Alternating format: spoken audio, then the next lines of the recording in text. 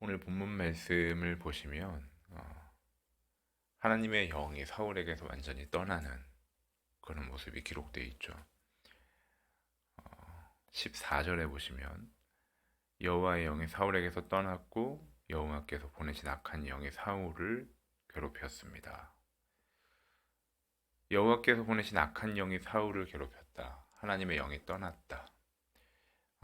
악한 영이 사울을 괴롭혔는데 그 악한 영은 여호와께서 보내신 영이었다. 이 본문의 내용을 우린 이렇게 해석할 수 있는 거죠. 하나님께서 악한 영에 일하는 것 역시도 그분의 통치 안에서 이루어진다라고 이해할 수 있는 거예요. 욥기 본문 같은 내용들을 우리가 기억해 본다면 하나님이 악한 영을 보내신다. 악한 영을 어, 만드시고 악한 영으로 사람을 괴롭히신다라는 표현보다는 악령 역시도 하나님을 대적하는 영들 역시도 하나님의 허락 안에서만 움직일 수 있다라고 볼 수 있는 거죠. 게다가 오늘 본문 말씀 14절은 바로 그 앞에 나와 있는 13절과 명확하게 대비되어 있죠. 사무엘상 16장 13절을 보시면 사무엘은 기름이 담긴 뿔을 가져와 그 형제들 앞에서 다윗에게 기름을 부었습니다. 그날 이후로 여호와의 영이 크게 다윗에게 임했습니다.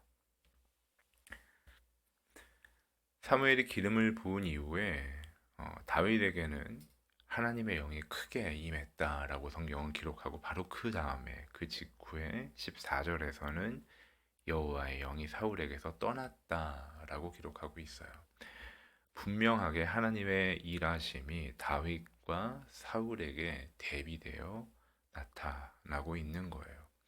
하나님은 이스라엘의 초대 왕으로 사울을 지명하셨지만 그가 하나님을 경외하지 않고 하나님의 말씀을 따르지 않자 하나님은 사울에게서 하나님의 영을 거두어 버리시죠.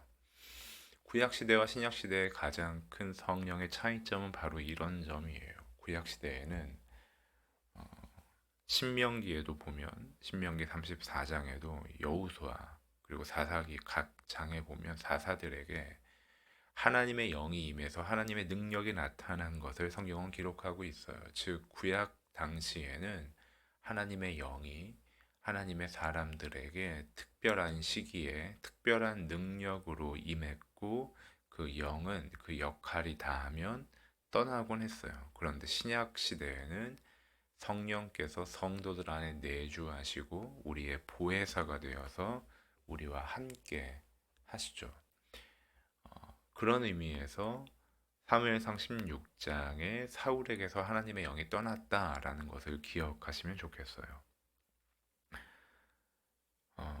15절, 16절에 보시면 사울의 신하들이 그에게 말했습니다. 보십시오. 하나님께서 보내신 악한 영이 왕을 괴롭히고 있습니다. 왕께서는 여기 당신의 종들에게 명령을 내려 하프를 켜줄 사람을 구하게 하십시오. 하나님께서 보내신 악한 영이 당신에게 올 때 그가 하프를 켜면 좀 나아지실 겁니다. 악한 영 때문에 사울에게 어려움이 생겼어요. 뭐 편집증이 되었든 아니면 어떤 환상을 보는 것이 되었든 사울이 괴로워하게 되었죠. 그러자 신하들이 이야기하는 거예요. 왕께서는 여기 당신의 종들에게 명령을 내려 하프를 켜줄 사람을 구하게 하십시오. 열왕기하 3장 15절에 보면 엘리사가 하나님의 능력을 받을 때 하프를 연주하는 사람이 하프를 연주하는 중에 엘리사에게 하나님의 능력이 임했다라고 성경은 기록해요. 성경은 곳곳에서 악기가 연주되는 것이 하나님의 능력에 동반되었다라는 것을 보여주고 있어요. 고대 사회에서 음악을 통한 하나님의 능력이 임하는 것을 계시하고 나타내고 있다는 거죠. 그런 의미에서 신하들은 그들의 왕인 사울이 악한 영으로 인해 괴로워하자 하프를 연주하는 사람을 찾아내겠다, 찾아서 데려오게 하자라고 얘기했던 거죠. 그러자 사울은 하프를 잘 켜는 사람을 데려오라고 하고 18절에서 신하들 가운데 하나가 이렇게 이야기합니다. 베들레헴 사람 이새의 아들 하나를 알고 있는데 그는 하프도 잘 켜고 용감하며 말도 잘할 뿐 아니라 외모도 준수합니다. 게다가 여호와께서 그와 함께 하십니다. 지금 사울은 하프를 잘 켜는 사람을 데리고 오라고 하는데 신하들 중에 하나는 다윗을 이렇게 소개합니다. 베들레헴 사람 이새의 아들 하나를 알고 있는데 그는 하프도 잘 켜고 용감하며 말도 잘할 뿐 아니라 외모도 준수합니다. 게다가 여호와께서 그와 함께 하십니다. 이 설명은 마치 왕을 설명하는 것과 같은 묘사예요. 용감하다라는 건 외세의 침략으로부터 이스라엘을 그 전쟁에서 구해야 하는 왕의 필수적인 덕목이었죠. 말을 잘한다라는 건 사람들을 설득하고 말로써 다스려야 하는 왕에게 요구됐던 자질이었어요.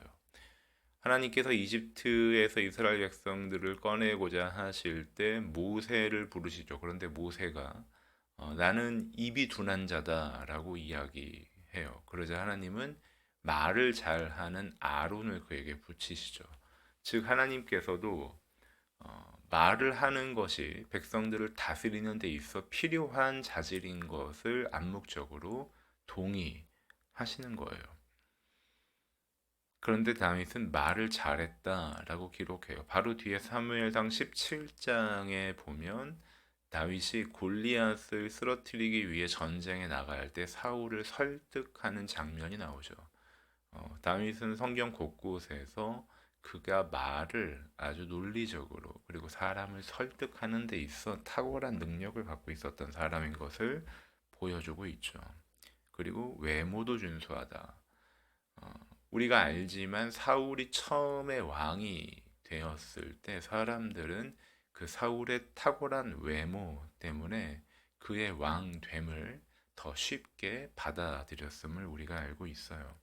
외모가 결정적인 요소는 아닐지라도 이스라엘 백성들에게 리더로 인정받는 왕으로 인정받는 데 있어서 필요한 요소 중에 하나였음을 성경은 기록하죠. 그리고 마지막으로 여호와께서 그와 함께 하십니다. 다윗은 하나님과 함께하는 사람이었다. 즉 하프를 잘 켜는 사람을 데려오라는 사울의 말에 신하들 가운데 하나의 다윗에 대한 소개는 다윗은 그 말을 하는 신하가 의도했든 의도하지 않았든 왕으로서의 자질을 갖춘 사람이다라고 사울에게 그리고 오늘 성경을 읽는 우리에게 소개해주고 있는 거예요. 19절에 보시면 그러자 사울이 이새에게 사람을 보내 말했습니다. 양들과 함께 있는데 아들 다윗을 내게 보내거라. 그래서 다윗이 사울 왕에게 오게 되죠. 21절에 다윗은 사울에게 가서 그를 섬기게 됐습니다. 사울은 그를 무척 좋아했고 다윗은 사울의 무기를 맡은 사람이 됐습니다. 사울은 그 악령 때문에 괴로워서 하프를 연주하는 사람이 필요했던 건데 다윗이 하프를 연주하는 이로 사울에게 가서 그가 같이 했던 일이 무엇이냐 하면 사울의 무기를 맡은 사람이 됐다라고 표현해요. 앞에 사무엘상 14장에서 봤지만 요나단은 자신의 무기를 맡은 소년 한 명과 둘이 가서 블레셋 군사와 싸우죠. 그리고 뒤에 보시면 사무엘상 31장에서 사울이 전쟁 중에 죽자 그 사울 왕의 무기를 맡은 자는 함께 자결함으로 그 죽음을 맞이하죠. 즉 무기를 맡은 사람이다라고 말을 하는 건 그 통치자와 그 주권자와 가장 가까운 곳에서 가장 신뢰받는 관계로 있었다라고 이야기하는 거예요.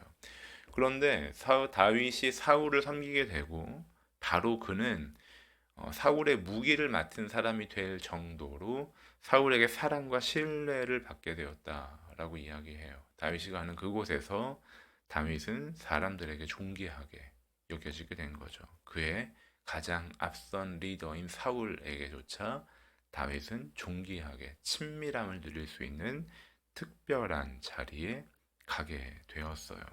그런데 그 내용을 성경은 오늘 본문에서만 보아도 여호와께서 그와 함께 하신다라는 18절 말씀에 기록하고 있듯이 하나님과 함께 하는 이들, 하나님의 영이 함께 하는 이들이 관계 속에서, 사회 안에서 존귀하게 여김받는 자로 살아간다는 것을 우리에게 보여줘요.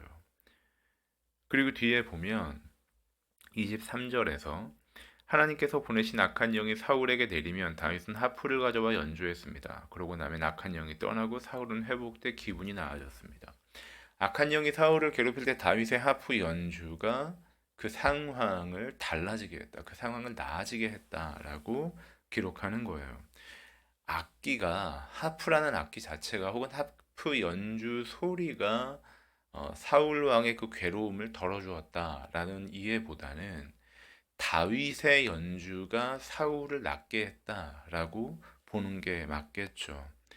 어, 다윗을 묘사하는 수많은 표현들 중에 하나가 그의 아들 솔로몬이 다윗에 대해서 이렇게 이야기하는 표현이 있어요. 열왕기상 3장 6절 말씀인데요. 솔로몬이 이르되 주의 종 내 아버지 다윗이 성실과 공의와 정직한 마음으로 주와 함께 주 앞에서 행함으로 주께서 그에게 큰 은혜를 베푸셨고 주께서 또 그를 위하여 이 큰 은혜를 항상 주사 오늘과 같이 그의 자리에 앉을 아들을 그에게 주셨나이다. 하나님께서 다윗에게 큰 은혜를 베푸신 까닭은 그 아들 솔로몬은 평생 아버지를 보면서 이렇게 표현하고 있는 거예요. 주의 종 내 아버지 다윗이 성실과 공의와 정직한 마음으로 주와 함께 주 앞에서 행했다. 우리가 어떤 마음으로 주님 앞에서 행하는가? 내가 하나님 앞에 정직한 마음으로 하나님을 두려워하고 하나님을 사랑하는 마음으로 행하고 있는가를 우리가 돌아보았으면 좋겠어요. 우리는 누구 앞에서 살아가고 있나요? 우리는 사람들 앞에 그들의 시선을 의식하며 그들의 시선을 두려워하며 살아가나요? 아니면 우리의 모든 것을 아시고 우리에게 참된 힘과 안식처 되시는 하나님 앞에 살아가고 있나요? 하나님 앞에 정직한 마음으로 살아가는 다윗은 하나님의 영이 크게 임하고 그 자신은 기대할 수 없었고 그 아버지 이세조차도 그가 왕으로 뽑힐 거라고는 생각조차 하지 않았을 때 하나님은 사무엘을 통해 그에게 기름 부으시고 전혀 우리도 그 누구도 예상할 수 없었던 방식으로 다윗은 왕궁에 들어가요. 그리고 그 왕궁에서 사울 왕의 가장 직은에서 그 왕의 최측근이 되어 권력을 권위를 경험하게 되는 거예요. 그리고 그의 하프 연주가 악령까지 물리치는 그런 특별한 일들을 경험하게 되죠. 우리가 하나님의 마음으로 살아갈 때 우리가 하나님 앞에 사람들 앞에 존귀한 자로 여김받을 거예요. 그리고 우리가 하나님 앞에 정직한 마음으로 살아갈 때 우리를 통해 하나님의 일들이 나타나며 그 일은 우리 주변에 우리의 이웃들을 우리의 지체들을 회복하고 자유하게 하는 일로 쓰임 받을 거예요. 오늘 우리를 통해 이 한날 하나님의 자유가 하나님의 회복이 우리의 가족과 우리의 지체들에게 경험될 수 있기를 그리고 우리가 이 한날 하나님 앞에 정직한 마음으로 살아가기를 주님의 이름으로 축복합니다.